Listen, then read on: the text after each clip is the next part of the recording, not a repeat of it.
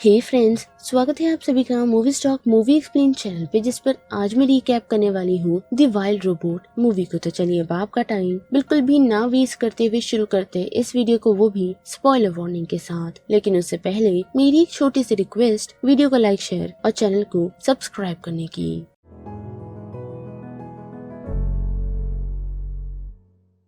तो गाइज, ये कहानी है रोजम नाम के एक रोबोट की, जिसे स्टॉर्म के दौरान एक यूनिवर्सल डायनामिक कार्गो लगभग उस जैसे 6 रोबोट को खो देता है। और वो सभी रोबोट्स एक अनहेबिटल यानी कि जहाँ ह्यूमन नहीं है वैसे आइलैंड पर आ पहुँचते हैं। और उस क्रैश के दौरान उन 6 रोबोट्स में से सिर्फ एक रोबोट बचता है, जिसका नाम रोजम यूनिट 7134 है। और एक्सीडेंटली हम देख पाते हैं कि उसी आइलैंड पर रह रहे वाइल्ड लाइफ उसे एक्टिवेट कर देते हैं। और एक्टिव होते ही रोजम अपनी सर्विसेज को एडवर्टाइज करना शुरू कर देता है, वो भी उन्हीं सभी एनिमल्स को। पर अनफॉर्चुनेटली वो किसी में भी कामयाब नहीं होता, क्योंकि वो उन जानवरों के जैसे ही करीब जाता है वो उसे डर कर दूर भाग जाते हैं, या फिर उन्हें अपनी सर्विस दिखाते दिखाते वो खुद को इंजोर्ड कर लेती है। और ऐसे ही लगभग काफी दिनों तक वो खुद को प्रिपेयर करती है कि वो उन एनिमल्स की लैंग्वेज को सीखे,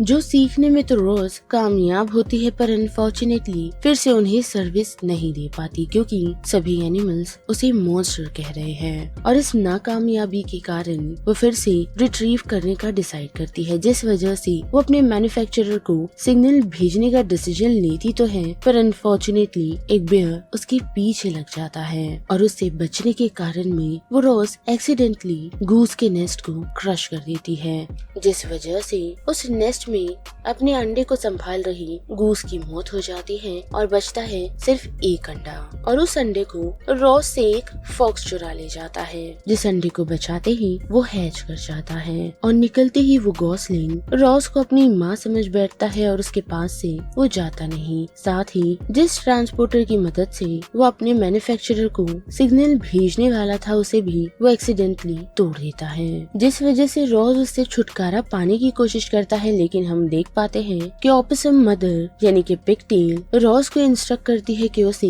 एक टास्क पूरा करना है, जो सुनकर रॉस चौकन्नी हो जाती है और उसे फाइनली एक टास्क मिल चुका है, जिस वजह से वो उस गॉसलिंग को खाना, स्विम करवाना और उड़ाना सिखाने के लिए कहती है, वो भी विंटर से पहले, क्योंकि विंटर आते ही सभी गॉसलिंग्स यहाँ से माइग्रेट कर जाते हैं। जिस वजह से रॉस उन सभी कामों को करना शुरू करती है, पर अनफॉर्चुनेटली उसमें कामयाब नहीं होती, जिस वजह से वो हंग्री फॉक्स, जिसका नाम फिंक है, वो रियलाइज कर पाता है कि रॉस से उसे काफी बेनिफिट हो सकता है, जिस कारण वो उसे मदद ऑफर करता है और बताता है कि वो उस गॉसलिंग को बड़ा करने में उसकी हेल्प करेगा, जिस वजह से रॉस खुश हो जाती है और उसकी हेल्प लेने का डिसीजन बनाती है। और हम देख पाते हैं कि रॉस हेल्प करते हुए फिन के कहने पर सबसे पहले एक शेल्टर कंस्ट्रक्ट करती है, जिसके बाद के हम देख पाते हैं कि वो दोनों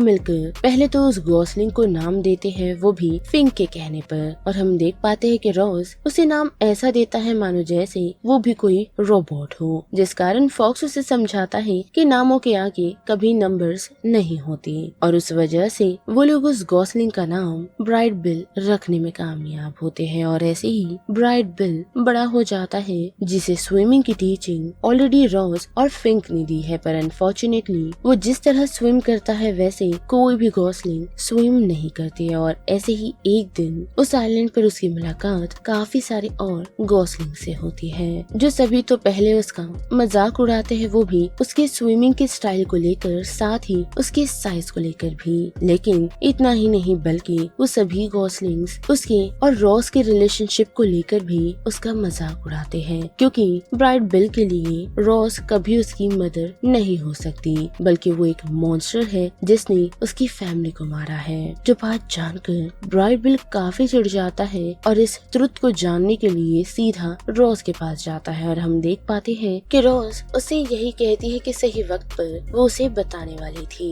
पर ब्राइट बिल काफी चिढ़ जाता है और उसे हेट करना शुरू कर देता है, साथ ही उसे छोड़कर भी चला जाता है। और इस वजह से रॉस को ऐसा लगने लगता है कि उसका कोई पर्पस ही नहीं बचा, जिस कारण वो उसी क्रैश्ड साइट पर आ पहुंचती है, जहां उसे कुछ और रोजम्स यूनिट मिलते हैं, जिनमें से एक में से वो अपने ट्रांसपोर्टर निकाल लेती है ताकि वो यहाँ से वापस जा पाए। लेकिन इतना ही नहीं बल्कि उसे पता चलता है कि रोजम्स रोबोट इंसानों की हेल्प के लिए बनाए गए थे ताकि उनकी डे टू डे लाइफ आसान हो सके। जिस वजह से ही रोज ये डिसीजन बनाती है कि वो ब्राइट बिल पर गिव अप नहीं करेगी, यानी कि उसका एक लास्ट काम बाकी है जो कि ब्राइट बिल को फ्लाई करवाना है, जो वो खुद ट्राई तो करती है लेकिन उसमें वो एक फैल्कन जिसका नाम थंडरबोल्ट है उसकी हेल्प लेती है, जो रॉस को न सिर्फ उड़ने की टेक्निक सिखाता है बल्कि वो उसमें कामयाब भी होता है। और उस कारण ही रॉस की मुलाकात लॉन्ग नेक नामक एक गॉसलिंग से होती है जो इन सभी गॉसलिंग का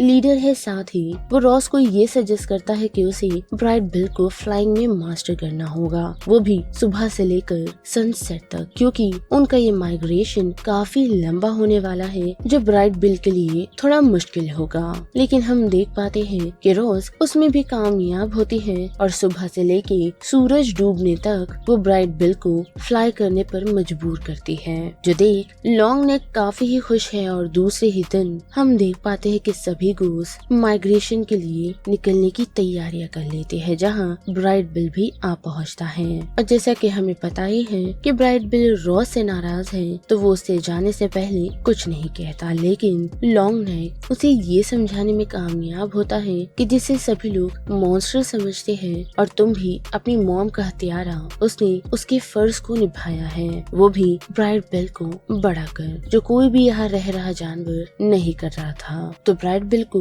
उसे नाराज नहीं बल्कि उसका शुक्रिया अदा करना चाहिए। लेकिन ब्राइट बिल कुछ कहता नहीं और वो सभी गॉसलिंग्स वहाँ से डिपार्ट कर जाते हैं। और उसके जाते ही ब्राइट बिल और साथ ही फिंक काफी अपसेट हो जाते हैं। साथ ही फिंक ये चाहता है कि रॉस यहाँ से नहीं जाए, क्योंकि ब्राइट बिल की एब्सेंस से रॉस को अब ऐसा लग रहा था कि उसके पास कोई भी पर्पस नहीं, जिस वजह से वो अपने ट्रांसपोंडर को एक्टिवेट कर देती है लेकिन उसे बंद भी। पर अनफॉर्चुनेटली उसका जो सिग्नल होता है वो यूनिवर्सल डायनामिक्स हेडक्वार्टर तक ऑलरेडी पहुंच चुका होता है। साथ ही एक थंडरस्टॉर्म सभी गीस को शेल्टर लेने पर मजबूर करता है, वो भी यूनिवर्सल डायनामिक्स की ग्रीन हाउस में, जहां उन सभी गीस पर रेको रोबोट्स अटैक कर देते हैं। जिस अटैक में लॉन्ग नेक ब्राइट बिल को ये ऑर्डर करता है कि वो सभी डरे हुए गीस को इस ग्रीन हाउस से निकालें। और हम देख पाते हैं कि ब्राइट बिल उन सभी को सेफली वहाँ से निकालने में कामयाब तो होता है, फिर ब्राइट बिल की जान बचाने के लिए लॉन्ग नेक उस शूटिंग लेजर के सामने आ जाता है। और वही दूसरी तरफ हम देख पाते हैं कि रॉस, जिसने यही रहने का डिसीजन बनाया है, वो वापस अपने शेल्टर में पहुँचती है, जहाँ उसे फिंक मिलती है जो उसे बताता है कि स्नो स्टॉर्म के कारण उसने यहाँ शेल्टर ली हुई है, जिस वजह से रॉस चौकन्नी हो जाती है और उसे समझ आता है कि जिस तरह फिंक ने शेल्टर लिया हुआ है स्नो स्टॉर्म के कारण, वैसे ही काफी सारे और जानवरों को इसकी जरूरत होगी। तो हम देख पाते हैं कि वो फिंक के साथ मिलकर उन सभी एनिमल्स को रेस्क्यू करने का डिसाइड करती है और शेल्टर में लाने का भी, जिसके बाद हम देख पाते हैं कि वो और फिंक मिलकर एक एक कर उन सभी जानवरों को उस शेल्टर में ले आते हैं, जिस कारण रॉस की बैटरी धीरे धीरे खत्म हो रही होती है। पर जैसे ही काफी सारी एनिमल्स एक साथ उस शेल्टर में जमा हो जाते हैं तो वो एक दूसरे से फाइट करना शुरू करते हैं। लेकिन हम देख पाते हैं कि रॉस और फिंक मिल उन लोगों को ये समझाने में कामयाब होते हैं कि ऐसे मौके पर अगर वो लोग लड़ेंगे तो वो लोग बाहर जो स्नो स्टॉर्म आया हुआ है उसमें सरवाइव नहीं कर पाएंगे। तो अगर उन लोगों को यहाँ एकजुट रहना है वो भी स्प्रिंग तक, तो उन सभी को एक दूसरे को एक्सेप्ट करना होगा। और उनकी ये बातें वो सभी एनिमल्स समझ जाते हैं। लेकिन बातें खत्म होते ही रॉस का पावर भी डाउन हो जाता है, जिसके कुछ महीनों बाद रॉस की आँख खुलती है, जहाँ वो देख पाती है कि सभी एनिमल्स एक दूसरे के साथ पीसफुली रह रहे हैं। साथ ही गूस भी रिटर्न आ चुके हैं, जहाँ पहुँचते ही रॉस को पता चलता है कि सभी लोग ब्राइट बिल को हीरो मानते हैं, जिसे मिलने का डिसीजन वो तो बना लेती है, लेकिन फिर खुद को रोककर वो वापस रिटर्न हो जाती है, जहाँ उसे यूनिवर्सल डायनामिक ड्रॉप शिप लेने के लिए पहुँचता है ताकि वो उसे रिकवर कर सके और यहाँ से वापस भी ले जा सके। और उसमें से हम वॉन्ट्रा नाम की एक रिट्रीवल रोबोट को वहाँ पहुँचता हुआ देख सकते हैं, जो रॉस को उसके शिप में बेवकूफ बनाती हुई ले जाती है। पर हम देख पाते हैं कि रॉस वहाँ से भागने में कामयाब होती है, जिसे रिट्रीव करने के लिए वॉन्ट्रा अपनी रेकोस आर्मी भेजती है और उन रेको आर्मी को देखते ही सभी एनिमल एकजुट हो जाते हैं और उनका सामना करते हैं, पर फिर भी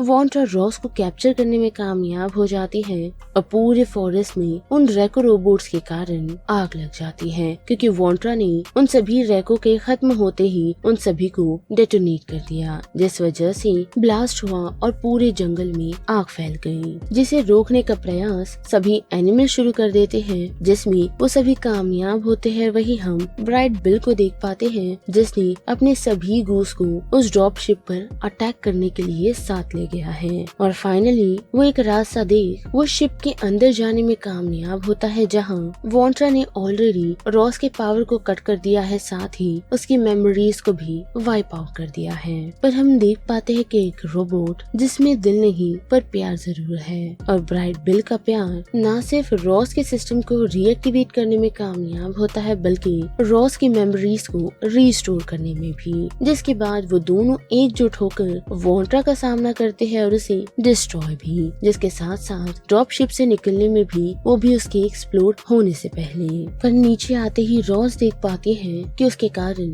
ऑलमोस्ट आधा जंगल डिस्ट्रॉय हो चुका है और अब जबकि उन लोगों को जीत मिल चुकी है तो रॉस रहना नहीं बल्कि इस आइलैंड को छोड़कर जाने का डिसीजन बनाती है, क्योंकि उसे पता है कि उसके मैन्युफैक्चरर उसे अकेला नहीं छोड़ने वाली और उसे वापस लेने के लिए वो सभी जरूर आएंगे, जिस वजह से वो जंगल को और नुकसान नहीं पहुंचाना चाहती और खुद ही मैन्युफैक्चरर के साथ जाने का डिसीजन बना लेती है, क्योंकि उसके अकॉर्डिंग मैन्युफैक्चरर भले ही उसे रीसेट कर दे पर उसकी सेंटिमेंट्स को या फिर उसकी फीलिंग को उसे ले नहीं सकती। और हम देख पाते हैं कि रॉस उन सभी को गुड बाय कहकर वहाँ से निकल तो चुकी है और कुछ महीनों बाद हम देख पाते हैं कि रॉस यूनिवर्सल डायनामिक के हेडक्वार्टर के ग्रीन हाउस में काम कर रही है, जिसे कम्प्लीटली रीसेट तो कर लिया गया है, लेकिन ब्राइट बिल छुपते हुए उसे मिलने के लिए पहुँचता है और हम देख भी पाते हैं कि सच में रॉस की मेमोरीज वाइप आउट तो हो चुकी है, लेकिन उसे अभी भी ब्राइट बिल याद है। और यहाँ पर ये रिकैप खत्म होता है, जिस बारे में अब आप सभी की क्या राय बनती है उसे लेकर आप मुझे कमेंट सेक्शन में बता सकते हो। साथ ही वीडियो पसंद आई तो वीडियो को लाइक, शेयर और चैनल को सब्सक्राइब करना मत भूलिएगा। बाकी मैं मिलूंगी आपसे फिर किसी मूवीज या सीरीज की रिकैप के साथ, तब तक के लिए आप movie stock movie explain channel के बाकी वीडियोस को एंजॉय कीजिए। Till then bye.